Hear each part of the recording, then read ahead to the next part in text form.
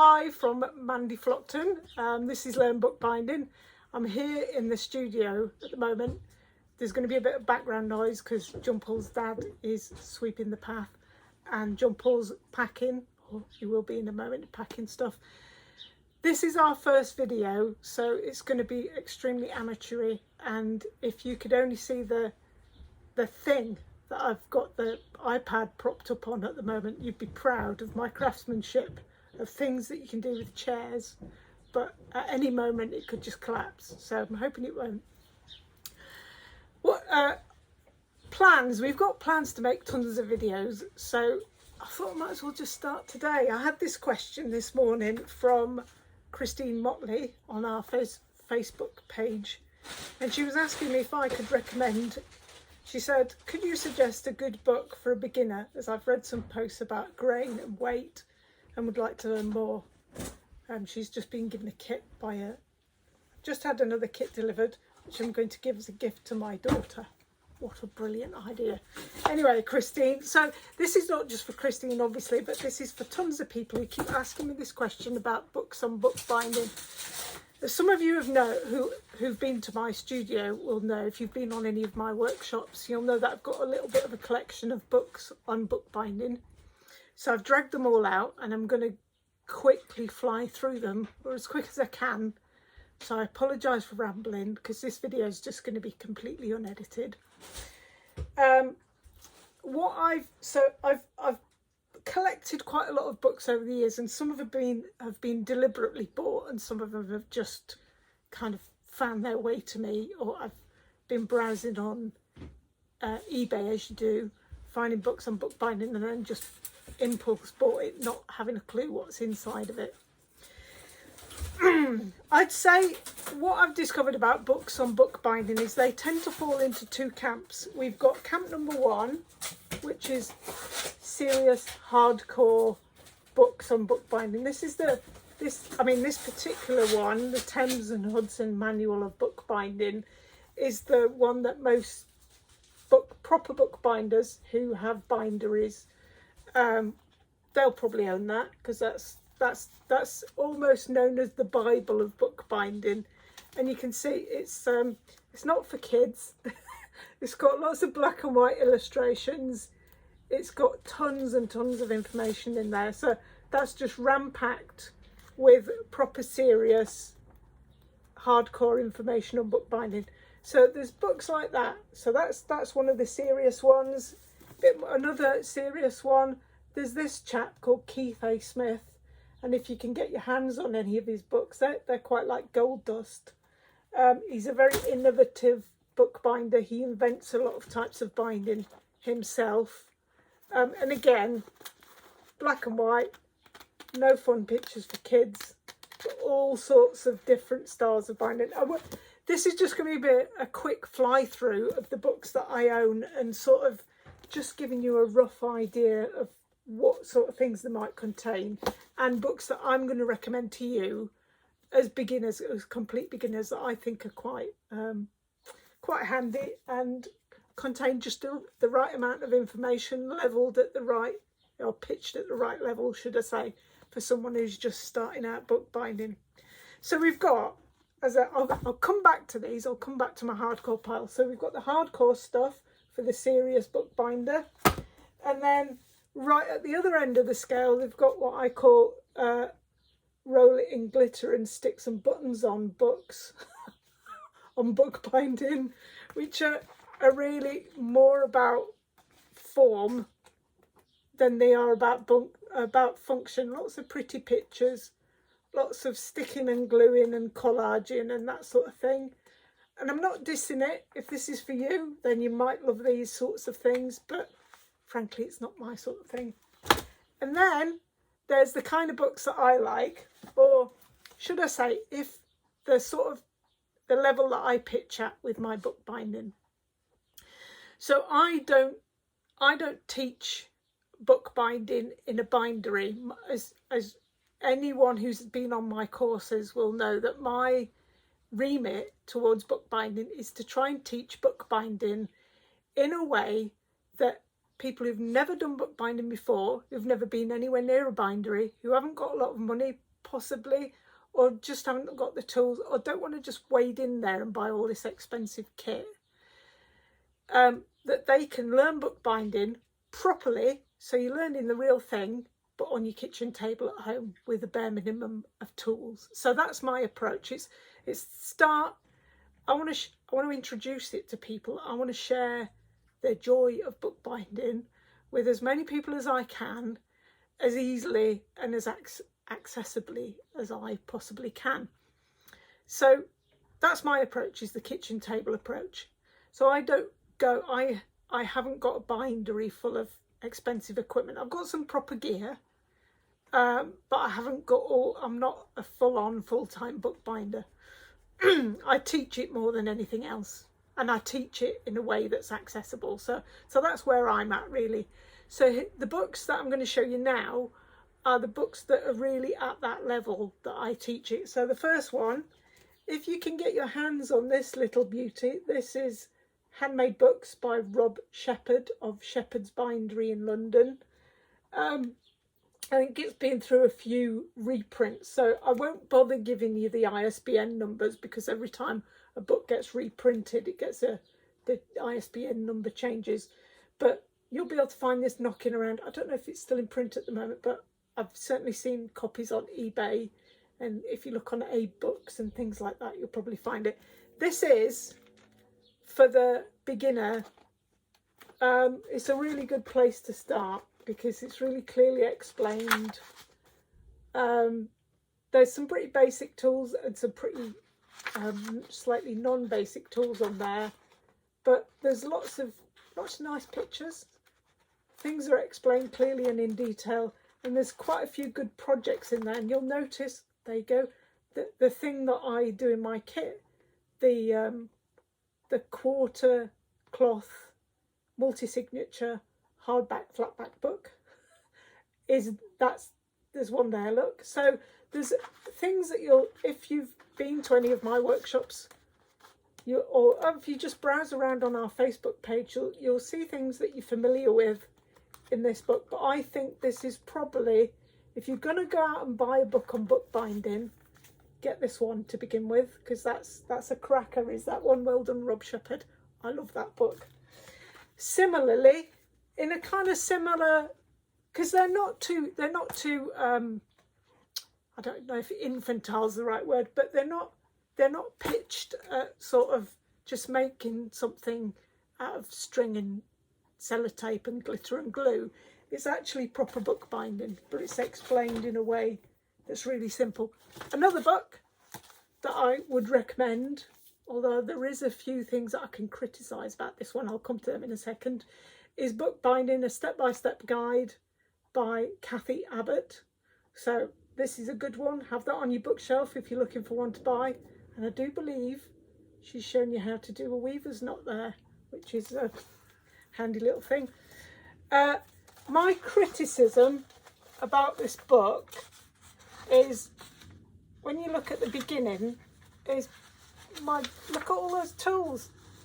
Core blimey, lummy.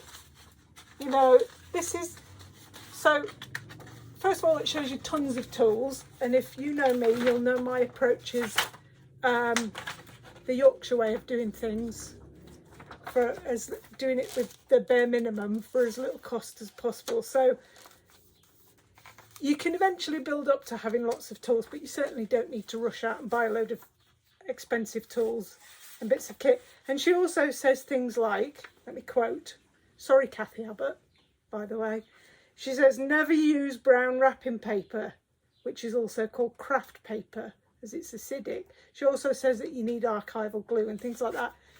Nonsense. Right, if you're just learning bookbinding, you can make a book using all sorts of different papers and household PVA or wood glue or something like that, and it will outlive you. Your books will outlive you. So unless you're interested in making books that are archival and they're going to last a long time, then start worrying about things like, is your paper acidic, is your glue acidic, is your book board acidic, and all that stuff. But otherwise, just don't lose any sleep over it. So although Kathy Abbott's book is in many ways presented as a book that's really kind of coming in at the beginning level for bookbinders. I think because Kathy Abbott's she does a lot of book restoration and preservation, so she gets upset about people using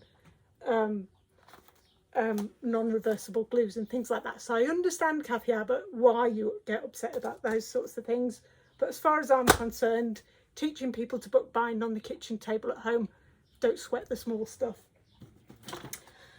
Next one is making books, and I'm going to have to turn this around to read it because I'm using selfie mode on my iPad, and so therefore all the text is back to front. So making books, a guide to creating handcrafted books by the London Book Centre for Book Arts, and this is by help, who's it by? Somewhere on here we have an author. Hang on. Anyway, maybe I'll come back to that. But there's a good shot of the cover. That's still in print now, so that's the ISBN and stuff if you want it. Again, this one, it starts off with in the bindery showing, look at that, some dream tools that none of you will have at home. So again, it's a bit pitched too high in some respects, in that expecting that everybody who wants to learn bookbinding is going to rush out there and get all that and have a space to do it in to start with, but have all those tools. But then, if we come to the middle bit, if you look at this, you'll see that there's actually some really good step-by-step explanations of things, and there's some pretty good projects in there. So worth having. So really is a book worth having. So they're the three. If I was going to say go and buy 3 books, or I've got some money to spend, I'm going to buy 3 books on bookbinding. That one, and even though I've criticised you a bit, Kathy Abbott, I'm still saying go out and buy your book. That one. So that's the level that I kind of pitch my workshops at, really, I guess. Good for beginners, but also they take you to a slightly more advanced level. There's a couple of other books that I've got in my collection that I think are actually okay, and there's some interesting projects in them. This one's Bookcraft by Heather Weston. There's a bit of the older glitter glue and more form than function in this book, but there's some really interesting projects as well in this one. See what I mean? So is that a book? You know, it's pretty, you can hang it on your Christmas tree, but is it a book? I don't know. I mean, not really my thing, but some of you might like that sort of thing. So, and it employs all the same skills. So, but look at this, there's things like this, tunnel books. Now that's just got round circles in it, but I can imagine something like a cut-out woodland scene or something like that, and you could put a narrative with that. So things then, and concertina binding. So there's a lot of projects in this book, photo albums, that are actually not just fancy decorative things, but are actually proper books as well. And there's some good technical nitty-gritty as well in there. So that one, I'll show you that one again, worth getting. This is a pretty cool little book. This is the Bookbinding Handbook by Sue Doggett. Now, Sue Doggett now has brought out quite a few books. Some of her books fall into the glitter glue and buttons category in my assessment of books, but this one's, it's got a bit of both in it, really. It's got, see, I'm looking at myself and you're all just sat there going, well, show us there. So can you see there's a lot of illustrations? We've got plenty of technical stuff in there. There's some interesting projects in it. So again, you know, if you want to stick that on your bookshelf, I would. The Bookbinding Handbook by Sue Doggett. It's also, strangely, it's also spiral bound. There's no actual information how to do spiral binding on there. You need a machine for that.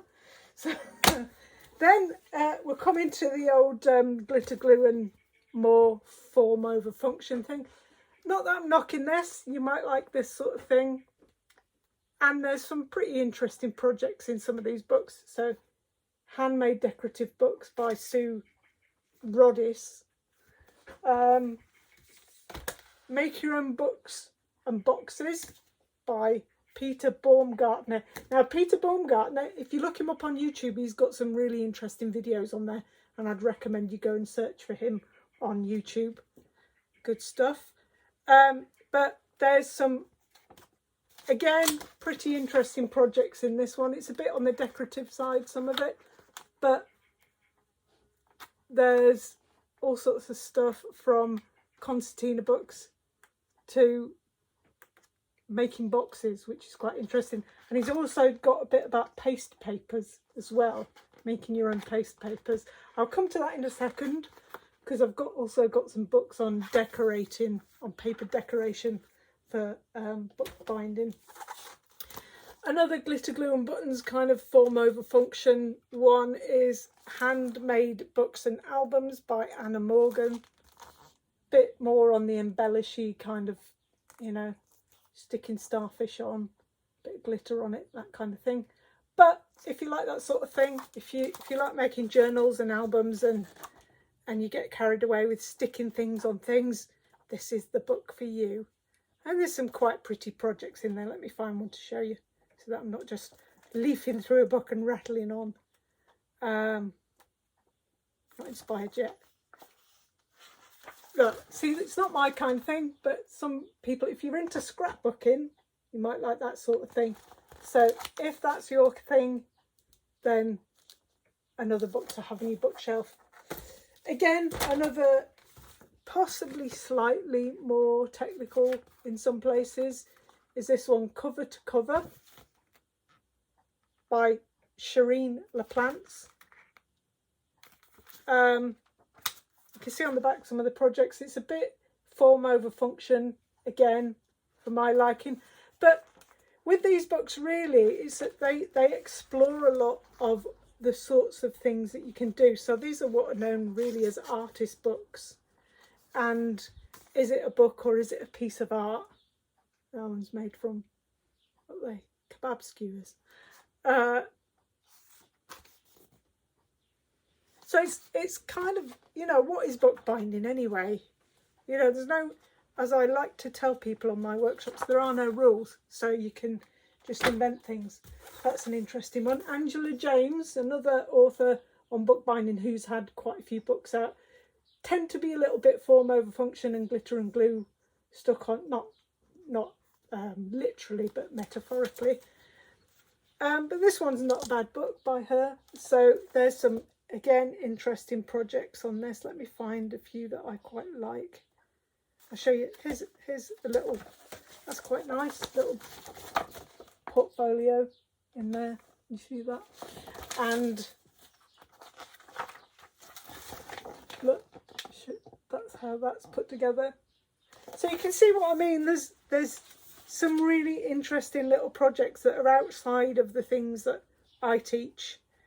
And it's all using the same skill. So it's all using glue and paper and scissors and fun and love making books.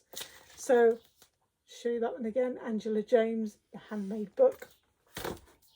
Another Handmade Books book. This is again one of the kind of more crafty ones. This is by Kathy Blake. I'll show you the cover again in a second. It's got some serious stuff in there. So we've got right at the back of this book, we've got multi-signature hardcover books. But further towards the front, oh, it's got Japanese binding in there as well. So that's quite interesting. There's things like making scrolls and stuff like that. So I suppose all these books, I mean, this is why I've collected them. There's something in all of them that you probably find interesting. This one's Handmade Books by Kathy Blake. That one. So let's get to the hardcore stuff. So you've already seen this one, Bookbinding, Arthur W. Johnson, with 270 illustrations, 12 in colour. Bookbinding, the Thames and Hudson Manual of Bookbinding. If you want to get serious about bookbinding, this is one you'll want on your bookshelf. This gets quite serious, very serious, in fact. As I said, Keith A. Smith, if you can get your hands on any of his books, they're pretty expensive now because I think they were all done in short runs. So this is kept under lock and key in my studio. If you can get your hands on any of his books, worth it. If you're really, really into bookbinding, there's lots and lots of just things that I've never seen before. Well, Coptic binding you have, but he's invented quite a lot of, and long stitch. For anyone who's been on my workshops, you'll recognise that.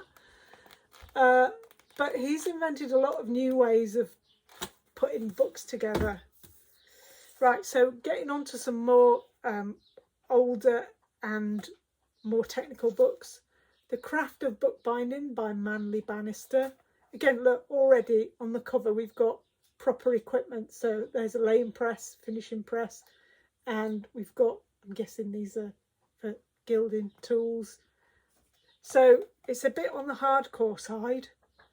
In fact, it's very on the hardcore side. You see this sort of thing. So in the laying press, doing leather bound books. But it depends how far you want to progress with your bookbinding, and if you really want to go for it, and you want to get all the proper equipment, and you want to become a full-on binder, or you're going to go on any courses in a bindery with full-on binders, then, so look, he's using a plough and a press.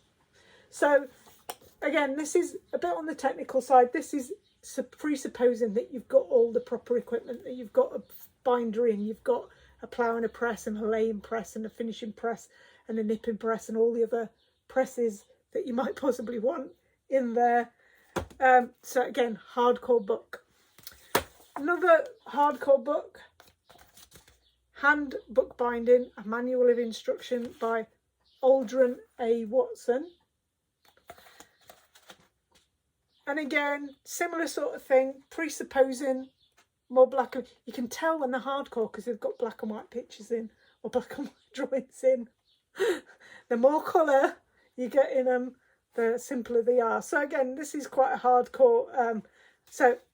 This is doing hand sewn headbands and things like that. So this really is getting a bit more advanced.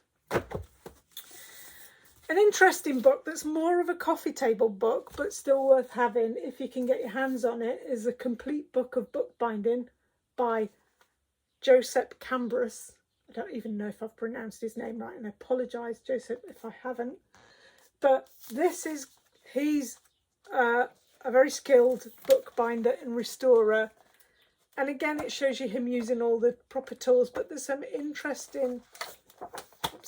Well, not just him, but some of the people who've worked for him. But again, it's an interesting insight into bookbinding, the craft of bookbinding and binding in a bindery. And it's got a bit about the history in the front as well. But this, as I say, it's a bit more coffee table, but there are some projects in there and there's things that you can definitely learn from that one. So if you've become really addicted to bookbinding and buying books, you'll want that. A book that's really, really worth having if you are into exploring bookbinding as a process, and you know, you might have done my kit, you might have done a few workshops of mine, and you might want to try other ways of binding books, is this one. This is, I probably won't even try and pronounce his name. Japanese Bookbinding, Instructions from a Master Craftsman by Kojiro Ikegami. Didn't do bad, I don't think. That's kind of the Bible on Japanese bookbinding that currently exists, and it's written by a Japanese bookbinder, and it's pretty excellent, really. I don't actually advocate the way that he does things, because Japanese bookbinders, let me find a picture because this is really interesting. Japanese bookbinders tend to bend over with a board on the floor, and they'll use their feet to hold the book and use some serious hardcore knives for slicing the pages and things. So I'm trying to find a picture of him doing it, but you'd be a bit shocked. If you look on YouTube, Japanese bookbinding, you'll probably find some videos of Japanese binders doing exactly that, and it's pretty frightening to watch, or it is from my point of view, but they obviously know clearly what they're doing. But yeah, do get your hands on that if you're interested in exploring bookbinding in all its many forms across the globe. More coffee table books. This one, the Penland Book of Handmade Books. Masterclasses in bookmaking techniques. This is, I don't know if there's an author, it might have an editor. It's by Lark Books anyway, or published by Lark Books. This is really a complete exploration of books as more of form over function, but obviously they still function as books, but really the art of books and how far you can take it and the kind of mad things that you can do within what is classed as bookbinding. So these are all artist books, lots of them have been entered into artist book competitions and things like that. No, probably not for everyone, but it depends how into bookbinding you are. So that's found its way into my collection anyway. And then this book, this is a very interesting book, The Art of the Book. So again, another coffee table book, From Medieval Manuscript to Graphic Novel, edited by James Betley. Just a nice book to have.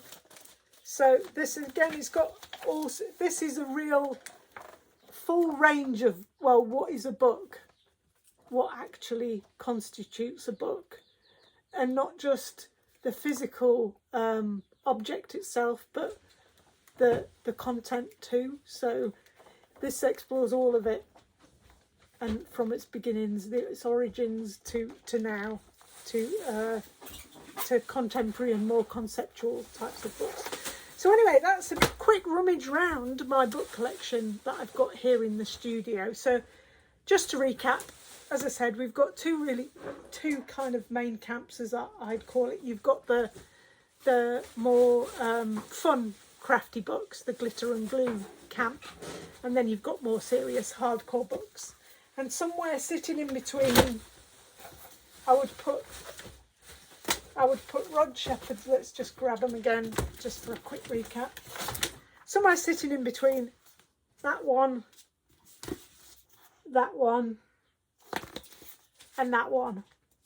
So if you're looking to purchase your first book on bookbinding, I'll probably go for this.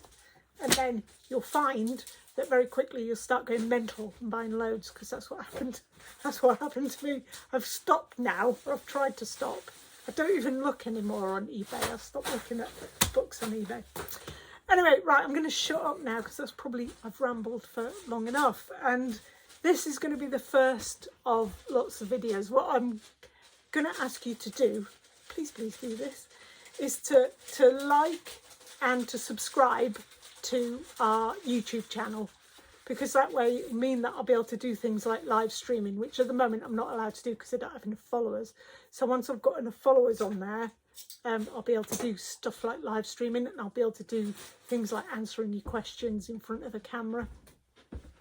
This is quite weird for me because I've never done this sort of thing before, but as you can see, I don't really have a problem talking, do I? It's just quite strange. So I'll say goodbye. I hope everyone's keeping safe and well, and you've all got your lockdown hair like I have. I'm going for the Cruella de Vil look. I'm actually not disliking it too much. I can't decide whether to just grow it all out, all the dye, and just be grey. And then I can have pink rinses and stuff like, what was the name on Are You Being Served? Mrs. Slocum. Or to just keep dyeing it, I don't know. I'm getting a bit old, really. So anyway, right, I'll say goodbye from our bookbinding studio. So it's goodbye from me. And it's goodbye from John Paul, who's over there packing your orders. Packing away like a mental packing man right now. Cut.